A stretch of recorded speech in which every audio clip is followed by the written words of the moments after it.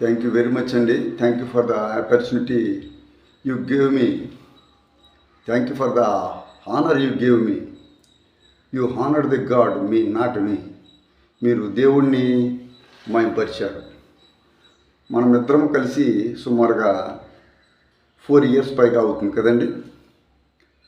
ప్రసాద్ గారు నేను ఫ్లైట్లో వెళ్తున్నాం ఒక రోజున.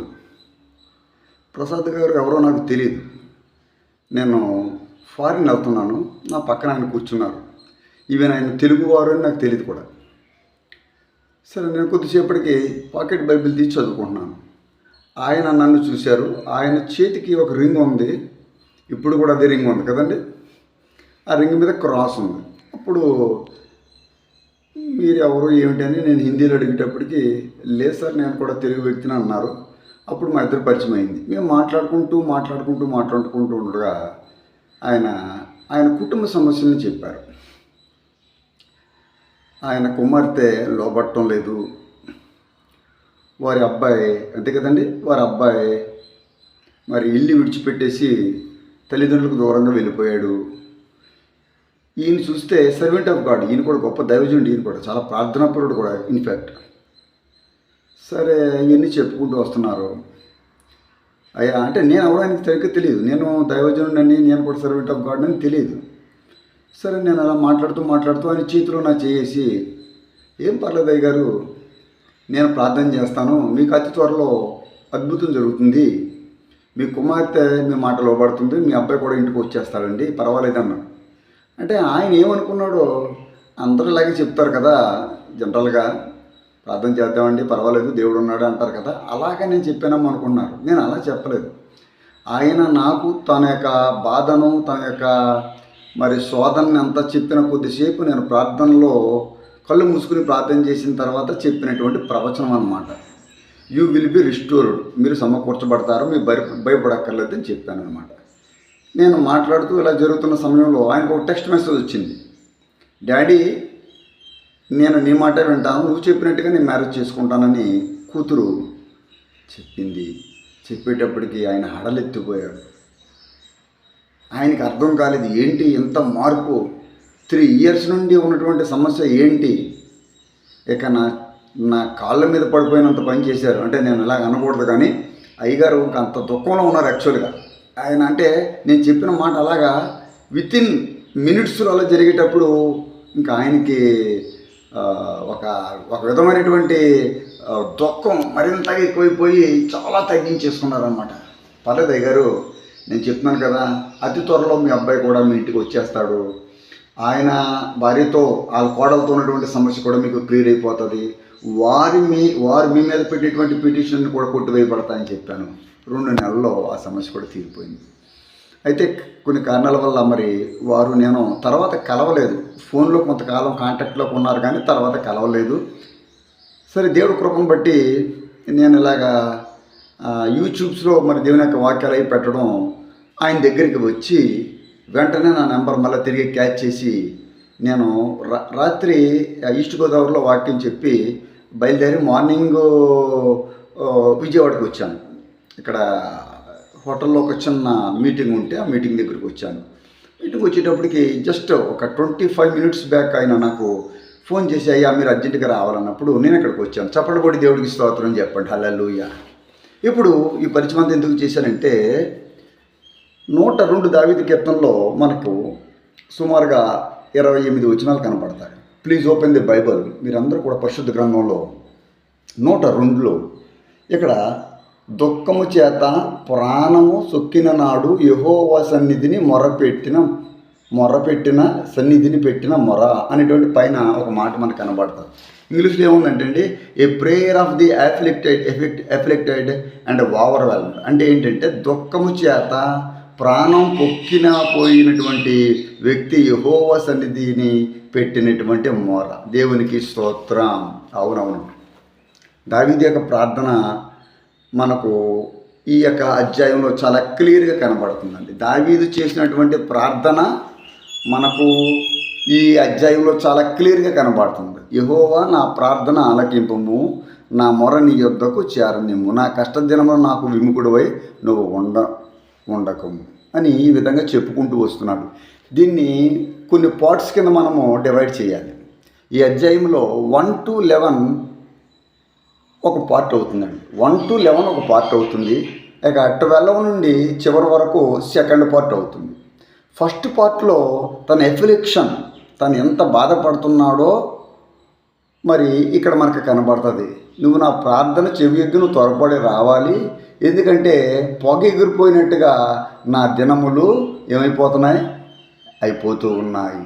పొయ్యిలోనిది కాలిపోయినట్లుగా నా ఎముకలు కాలిపోతుంది, నా హృదయము వాడిపోయింది, నా ఎముకలు నా దేహానికి అంటుకుపోయాయి, దినమెల్ల నా శత్రువులు నన్ను నిందిస్తూ ఉన్నారు అని తనకున్నటువంటి నీ కోపాగ్ని చేత నీ ఆగ్రహాన్ని బట్టి నేను బూడిదిన ఆహారంగా భుజించుచున్నాను. ఏమంటాడండి?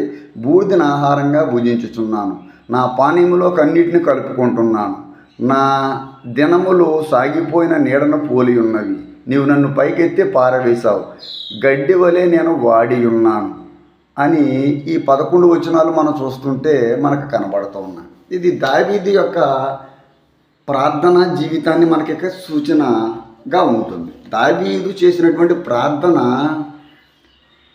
ఈ రోజున మనం అందరము చెయ్యాలి.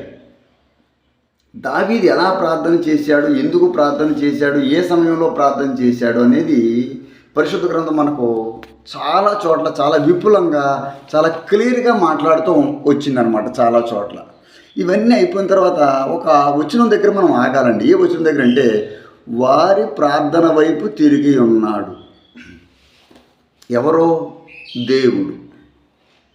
దేవుడు ప్రార్థన వైపు తిరిగి ఉన్నాడు. అంటే దేవుడు యొక్క ముఖం ప్రార్థన వైపు ఉంటుంది, మనుషుల యొక్క ముఖం ధనం వైపు ఉంటుంది, మనుషుల యొక్క ముఖం అందము వైపు ఉంటుంది. అందమైన ఆపోజిట్ సెక్స్ మనకు కనబడితే, మగవాడికి ఆడవారు, ఆడవారికి మగవాళ్ళు కనబడితే మనం వారిని చూస్తూ ఉంటాం. వారి అందాన్ని చూసి ఇంప్రెస్ అయిపోయి తదేకంగా చూస్తూ ఉంటాం. డబ్బు వైపు చూస్తాం. ఎవరైనా డబ్బు లెక్క పెడుతున్నారంటే, ఎంత ధనవంతులైనా వారు లెక్క పెడుతున్న డబ్బు, ఎంత డబ్బు ఎక్కడిది, ఎలా వచ్చింది, అమ్మో ఎంత డబ్బు ఏంటి అనే డబ్బు వైపు మనసు ఉంటుంది. కానీ దేవుడు ప్రార్థన వైపు తిరిగి ఉన్నాడు. ఆయన ప్రార్థనను చూసే దేవుడు. దేవుడికి స్తోత్రం. ఇంగ్లీష్లో ప్రార్థన ప్రేయర్ అంటారు. వాట్ ఈజ్ ప్రేయర్ అని మనము చూసినప్పుడు, ప్రార్థన అంటే పిటిషన్. పి ఇండికేట్స్ పిటిషన్ అని మీరు తెలుసుకోవాలి. ఆర్ రిక్వెస్ట్ అని మీరు తెలుసుకోవాలి. ఏ ఎపీల్ అని మీరు తెలుసుకోవాలి. Y yielding. యూ వై అంటే యూ, ఈల్డ్. ఈ ప్రేయర్లో ఈ అంటే everyone rise your hands. Prayer is the way to call on God's power అని ఈ మధ్యాహ్నం మీరు తెలుసుకోవాలి. ఆనాడు ఎంత శ్రమలో, ఎంత శోధనలో, ఆయన బాధతో ఆ ఫ్లైట్లో కూర్చున్నప్పుడు నేను ఆయన పక్కన కూర్చోవడం ఏమిటి, మమ్మల్ని ఇద్దరిని బైబిల్ కలిపడం ఏమిటి, నేను ఆయన కొరకు ప్రార్థన చేయడం ఏమిటి, ఇప్పుడు ప్రార్థన గురించి దేవుడు మీతో మాట్లాడటం ఒక్కసారి మీరు ఆలోచించండి. Prayer is the way to call on God's power. దేవుడికి స్తోత్రం. హల్లెలూయా. ఇక్కడ సియోను అనే పదం కనబడుతుంది, ఇక్కడ యెరూషలేము అనే మనకు పదాలు కనబడుతున్నాయి. సియోను ఏలయనగా యెహోవా సియోను కట్టి ఉన్నాడు, ఆయన తన మహిమతో ప్రత్యక్షమాయను, ఆయన దిక్కులేని దరిద్రుల ప్రార్థనను నిరాకరింపక వారి ప్రార్థన వైపు తిరిగి ఉన్నాడు. దేవుడు ప్రార్థన వైపు తిరిగి ఉండే దేవుడండి.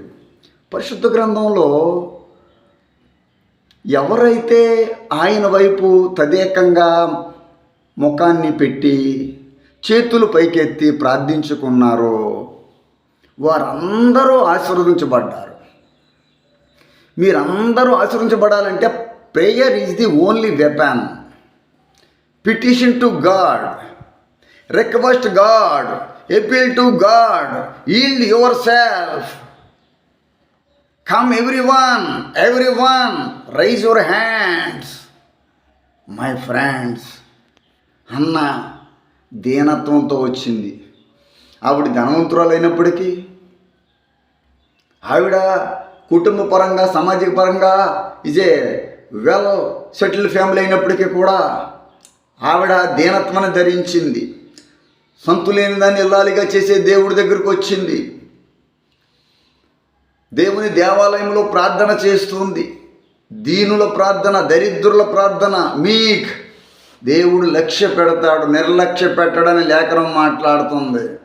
తన అవసరతలో, కష్టకాలం, ఇబ్బందికరమైనటువంటి సమయంలో హన్నా ప్రార్థించినప్పుడు హన్నా యొక్క ప్రార్థన దేవుడు ఆలకించాడు. మీరు ప్రార్థన చేస్తే మీ ప్రార్థన కూడా దేవుడు ఆలకిస్తాడు. మీకు మాదిరి మీ దైవజనుడే. దైవజనుడు కుటుంబంలో జరిగిన అద్భుతమే మీకు ఒక గొప్ప ఉదాహరణ. ఆయన జీవితంలో జరిగింది అనేక మంది జీవితాలు. ఇక్కడ సుమారుగా 1000 మంది కూర్చొని ఉన్నారు. ఇక్కడ ఒక 900 మంది 1000 మంది ఉంటారు. ఈ 1000 మందికి జరుగుతుంది, ఒక్కరికే కాదు 1000 మందికి జరుగుతుంది. నమ్మిన వారందరూ దేవుడికి స్తోత్రం గట్టిగా చెప్పండి. హల్లెలూయా. 1000 మంది ప్లస్ అవుతారు. మీరు సందేహపడక్కర్లేదు. ఆయన ఎక్కడ ఉండేవాడు? మొగలరాజపురంలో ఎక్కడో చిన్న ప్రాంతంలో ఉండేవాడు. ఇప్పుడు ఎక్కడ? ఊరికి దూరంగా ఇంత పెద్ద సైట్ అంతా ఎవరిచ్చారు? దేవుడు ఇచ్చారు. దేవుడు చేసిన మేలు. వారు కూడా ప్రార్థన చేయటం, వారి కొరకు మేము ప్రార్థన చేయటం. కష్టకాలంలో కూడా దేవుడు ప్రార్థన వింటాడు. సంసోను భయంకరమైనటువంటి శోధన కాలంలో మరణపు ఛాయలు అతనికి వచ్చేసాయి. ఇదిగో ఆ మరణపు వేళ అతడు దేవుని దీనత్వంతో వేడుకుంటున్నాడు. ఒక్కసారి నన్ను జ్ఞాపకం చేసుకో, నీ కృప చూపించు అని దేవుడికి ఆ సంసోను అతని హృదయము మరి దేవుడి నుంచి దూరం అయినప్పటికీ కూడా అతడు ప్రార్థించినట్టుగా లేఖనం చెబుతుంది. At the times of his death, ఇంకా చివరిలో ఉన్నాడనమాట. ఈవెన్ దో ఆ సమయంలో కూడా దేవుడు హ్యాడ్ హిజ్ ప్రేయర్, అతను ప్రార్థన విన్నాడు. ప్రార్థన ఆలకించే దేవుడు దీనత్వంతో రాజుగారు, నినివే పట్టణపు రాజు, నినివే దేశానికి రాజు దీనుడైపోయాడు. గోనెపట్ట కట్టుకున్నాడు. గోనెపట్ట కట్టుకోమని అక్కడ ప్రజలందరికీ సెలవిస్తూ ఉన్నాడు. ప్రజలందరూ ఉపవాసముతో గోనెపట్ట కట్టుకున్నప్పుడు నినివే రాజు దీనుడైపోయాడు. దీనుల ప్రార్థన, హల్లెలూయా. దరిద్రుల ప్రార్థన, వారి ప్రార్థన వైపు ఎవరి ప్రార్థన? దిక్కులేని వారి ప్రార్థన, దరిద్రుల ప్రార్థన. అంటే ఇక నీకు ఎవరు దిక్కు లేకుండా ఇంకా ఆయన వైపే నువ్వు చూడటం నేర్చుకోవాలి. ఎంత ఉన్నా నీ దగ్గర ఏమున్నా కూడా అవన్నిటిని విడిచిపెట్టాలి. దరిద్రత అంటే నిజంగా ఫినాన్షియల్మైనటువంటి దరిద్రత కాకపోవచ్చు. దరిద్రత అంటే అన్నిటిని విడిచిపెట్టడం, గోనెపట్ట కట్టడం. సియోను కుమారి, సియోని అంటే హోలీ ప్లేస్ అని మనకు లేఖనంలో మనం చూడగలం. Holy place, Kingdom of haven అని అర్థం వస్తుంది. ఈ యొక్క మరి సియోను అనేటువంటి పట్టణానికి ఎంత మంచి పేర్లు ఉన్నాయి.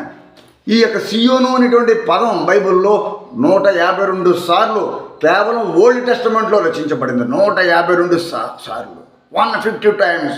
Holy place. నువ్వు పరిశుద్ధుడు అయిపోవాలి, దీనత్వంలోకి రావాలి, నువ్వు కడగబడాలి, నువ్వు క్షమించబడాలి. యేసు ప్రభు నీ కొరకు సిలువలో మరణించాడు. ప్రపంచమంతా లెంట్ డేస్ని ప్రార్థనలో గడుపుతుంటున్నారు ఈ యొక్క దినాలలో. నువ్వు కూడా గడుపుతున్నావు, చాలా సంతోషమే. నువ్వు క్షమించబడతావు. నువ్వు క్షమించబడతావు. దేవుడి దగ్గర నువ్వు ఉపవాసం ఉండి ప్రార్థన చేయి, నువ్వు రక్షించబడతావు, నువ్వు స్వస్థపరచబడతావు, నువ్వు దీవించబడతావు. రెహబోత్ అనేటువంటి ఒక ఉపమానాన్ని రాత్రి ఈస్ట్ గోదావరి ప్రాంతంలో నేను మాట్లాడాను. రెహబోత్ అంటే వైడ్ స్ట్రీట్, వైడ్ ప్లేస్, అభివృద్ధి, దీవెన, ఆశీర్వాదము, వెలుగు, విశాలమైన మార్గం దేవుడు నీకు తెరవబోతున్నాడు. ఈ మధ్యాహ్న కాలంలో దేవుడు నీకు ఉపదేశిస్తున్నాడు, నిన్ను బలపరచబోతున్నాడు, బలం, సంతానాభివృద్ధి ఇవ్వబోతున్నాడు. కమా, cheer up my friend, receive the revival. Hallelujah. Receive the revival. You lost the revival spirit. ఉజ్జీవాత్మను పోగొట్టుకున్నావు, లోకంలో తిరుగుతున్నావు, సెల్ ఫోన్తో గడుపుతున్నావు, సినిమాలకు తిరుగుతున్నావు, టీవీలు చూస్తున్నావు, వ్యాపారంలో మునిగిపోయావు, బంగారు బిస్కెట్లు ఎత్తుకుంటున్నావు, ఆకలిస్తే మామూలు బిస్కెట్లు తింటున్నావు, డబ్బులు బాగా వచ్చిన బంగారు బిస్కెట్లు కొంటున్నావు, లోకంలో గడిపేస్తున్నావు. ఓ ఈ వెర్రివాడని దేవుడు నేను పిలుస్తున్నాడు. ధనవంతుడిని దేవుడు పిలుస్తున్నాడు. దేవుడు హన్నా ప్రార్థన ఆలకించి దేవుడు సంతానాన్ని ఇచ్చాడు. దేవుడు ఆ యొక్క మరి సంసోని యొక్క ప్రార్థన ఆలకించి సంసోను కోరుకున్నట్టుగా అతనికి తిరిగి రెండోసారి బలం ఇచ్చాడు. హల్లెలూయా. నీకు మరలా బలం ఇవ్వబోతున్నాడు. మరలా God is going to strengthen you. Hallelujah, hallelujah. యోనా గ్రంథంలో చూసినప్పుడు 2వ అధ్యాయంలో చూస్తున్నప్పుడు చక్కని మాటలు మనకి రిపెంటెన్స్. అక్కడ యోనా కడుపులో తిమింగలం కడుపులో బాధపడిపోతున్నాడు, రిపెంట్ అవుతున్నాడు. ఆ మరణఛాయ, ఆ చీకటి అగాధం లాంటి ఆ తిమింగలం కడుపులో నుండి దేవుడు యోనా ప్రార్థన, God had the prayer of Zona and delivered him and ఈ ప్రొక్లైమ్డ్ ది గాస్పల్.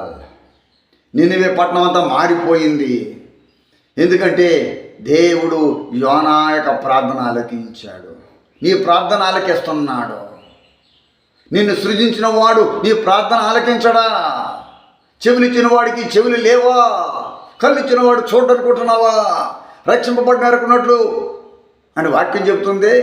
విననేరుకున్నట్లు అనేటువంటి వాక్యం యెషయా గ్రంథంలో ఉంటుంది. ఆయన చెవులు మందగిల్లేదు, ఆయన చేతులు కురిసి కాలేదని లేకుండా చెప్తుంది. కమాన్ చీరా, దేవుడు నిన్ను బలపరచబోతున్నాడు. నీ కుటుంబాన్ని దీవించబోతున్నాడు. సంఘాన్ని ఆశ్రయించబోతున్నాడు.